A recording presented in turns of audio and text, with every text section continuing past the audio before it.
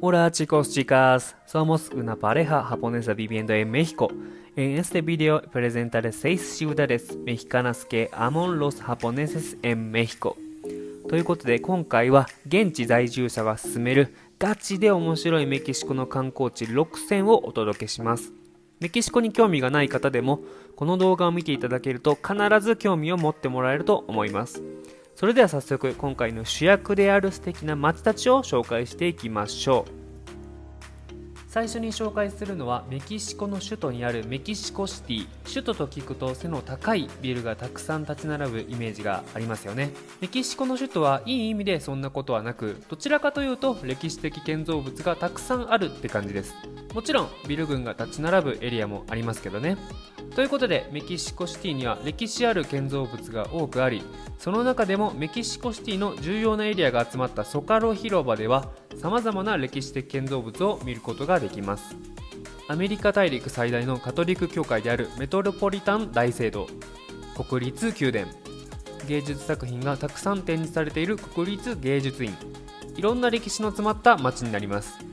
そんなメキシコの首都メキシコシティですが、ちょっと離れたところに山があり、そこで自然を楽しむこともできます。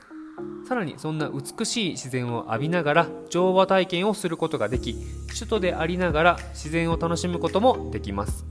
他にもメキシコシティから約1時間ほど離れたところにテオティワカンという世界でも貴重なピラミッドを見ることができます。首都からたった1時間でこんなにも大きい遺跡を見ることができるなんて驚きですよね。このピラミッドは漫画ジョジョの奇妙な冒険で出てきた石仮面が発掘された場所とも言われています。そのためこの場所はジョジョの聖地とも呼ばれています。このようにメキシコシティ周辺には様々な歴史地区があるんですよね。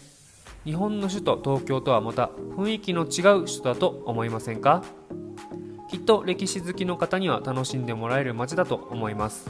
他にもメキシコシティにはいろんな魅力があるので、これはいつか動画にしますね。ということでメキシコの首都メキシコシティでした。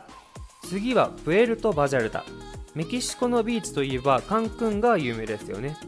カンクンは日本人にも超人気のハネムーンスポットになります。そして今から紹介するプエルトバジャルタは日本での知名度はあまりないものの、世界的に見るとかなり有名なメキシコのビーチになります。なんといっても2019年度に行われた世界で訪れたい街ランキングでトップ4に入るなど、世界でも注目の集まっている場所になります。そんな今旬のビーチということもあり、海はめちゃくちゃ綺麗っていう紹介をしたかったのですが、私たちがここに行った際は運悪くハリケーンが来てしまい 100% 本気の海を見ることはできませんでした。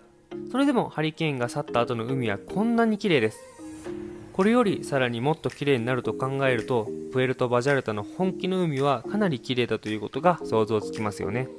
プエルトバジャルタのおすすめのポイントは海だけでなく、ほとんどのホテルにオールインクルーシブという制度が導入されているということです。これは全ての料金が最初に支払う料金に含まれているということです。一部例外はありますが、基本的には飲食をしても追加料金はかからず、お金を気にせず料理やお酒を楽しむことができるのが魅力です。最高のプールやビーチで遊びながらメキシコのカクテルを飲むことができるんです。ちょっとお腹が減ったらレストランへ行って美味しいお肉やお魚料理を食べてもいいんです。そんな最高なことができるのがこのプエルトバジャルタなんですね。メキシコへハネムーンへ来る際はカンクンだけでなく、ぜひプエルトバジャルタも候補に入れてみてくださいね。ハリケーンの時期だけは絶対にずらすように。次はこの街、メキシコといえばカンクンですよね。日本でもハネムーン先としても人気の高いカンクン。新婚旅行でカンクンに行かれた夫婦は多いのではないでしょうか。カンクンの魅力は何といってもその宝石のように美しいビーチですよね。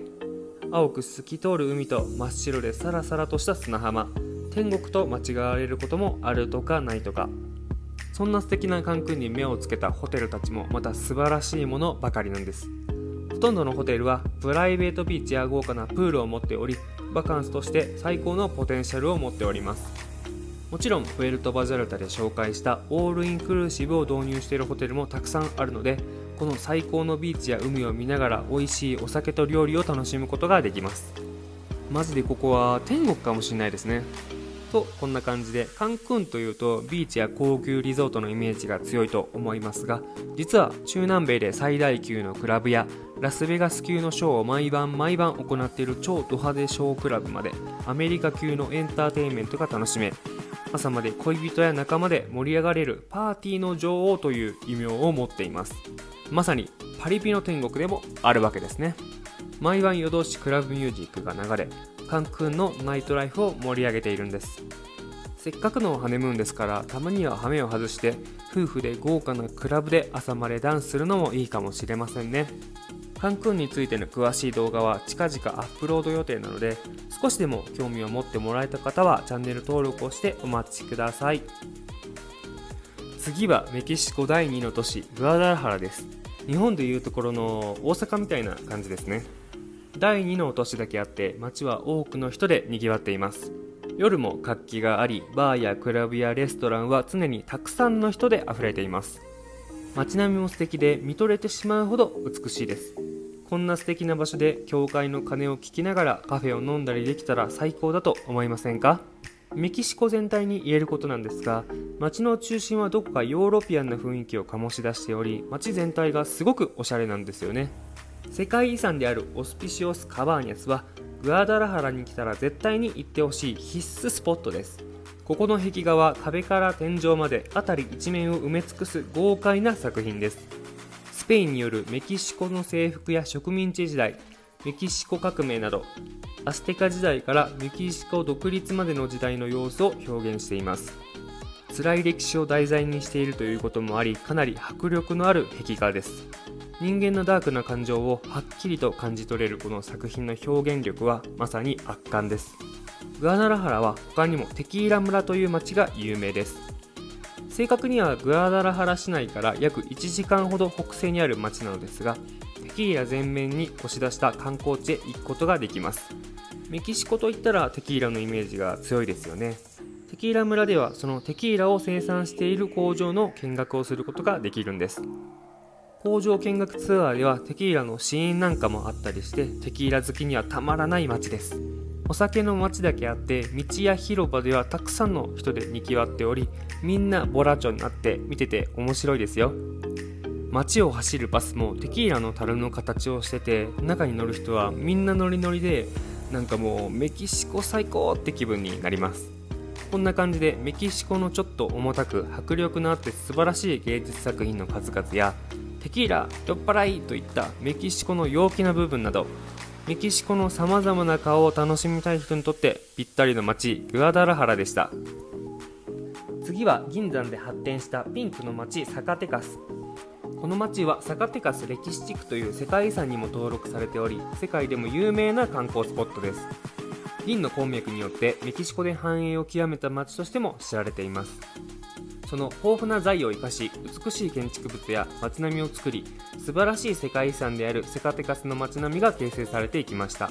サカテカスではその素晴らしい銀山の鉱山ツアーを見学することができます。鉱山ツアーではトロッコに乗ってサカテカス繁栄の礎となったエデン鉱山という鉱山を観光することができます。まるで実際に自分たちが探検しているかのようなツアーで、私はかなり気分が高まりました。しかしこのツアー、時間が長い上にかなり寒いです。なので人によっては途中で飽きてしまう可能性もあるので、鉱山や宝石などが好きな人向けのツアーかもしれませんね。そんなサカテカスの一番のおすすめのポイントはその街の色です。サカテカス歴史地区の建造物の多くはピンク色をしています。その多くのピンク色の建造物が街並み全体をピンク色に染め上げているんです。そうしてサカテカスはピンクシティと呼ばれるようになりました。なのでサカテカスは女子旅に大人気の観光地でもあるんですね。マイさんもサカテカスのピンクの街並みには大興奮していました。そんな僕もピンクの教会には心を魅了されてしまいました。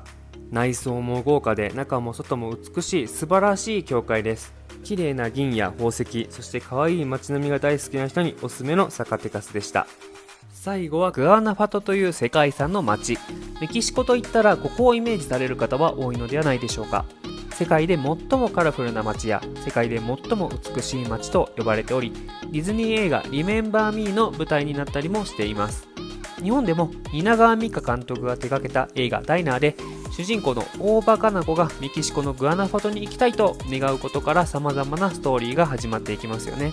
日本だけでなく世界でも多くの人々を魅了しているこのグアナファト。ビビッドカラーの家々が立ち並び、おもちゃ箱をひっくり返したような街や、まるでおとぎの国のような街と形容されています。ディズニーや全世界からも注目されており、蜷川実花監督も魅了したこのグアナファト、どんな街か気になりますよね。私は気になりすぎて今までの人生ですでに5回もこのグアナファトに行ってしまいました。何回行ってもまた行きたいと思わせてくるのがこのグアナファトっていうやつなんですよね。街並みは本当に美しくカラフル、おもちゃ箱をひっくり返したような街っていうのはぴったりの表現です。ネットで言われている異名通りの素晴らしい街でした。他にも僕が感動したのがグアナファトの夜景ですね。今まで見てきた夜景の中でもぶっちぎりで綺麗な夜景でした。メキシコは治安が悪いので観光地といえど夜に出歩くのはおすすめできません。この夜景を見るためにはホテルに泊まる必要があるかもしれませんね。ただグアナファトのホテルは素敵なところがたくさんありますので、きっと楽しめることは間違いないと思います。ホテル選びをする際にグアナファトの街並みを一望できる高い場所のホテルを選ぶようにしてくださいね。そうすれば夜景だけでなく朝起きた時こんな感じで朝っぱらから最高の景色を見ながら起床することができます。こんな感じで流星が5回行ってもまだまだ行きたいグアナファトでした。以上になります。いかがだったでしょうか。メキシコで1年間住んだ現地在住者が勧めるメキシコのガチで楽しい観光スポット6選でした。メキシコって素晴らしい場所がたくさんあると思いませんか。特にハネムーンを検討されている方はプエルトバジャルタやカンクンなどをぜひ視野に入れてみてくださいね。本動画で少しでもメキシコに興味を持ってもらえたら大変嬉しく思います。このチャンネルでは他にもメキシコの魅力や現状をたくさん紹介しておりますので、興味のある方はぜひぜひチャンネル登録をしてください。それでは以上になります。アディオース。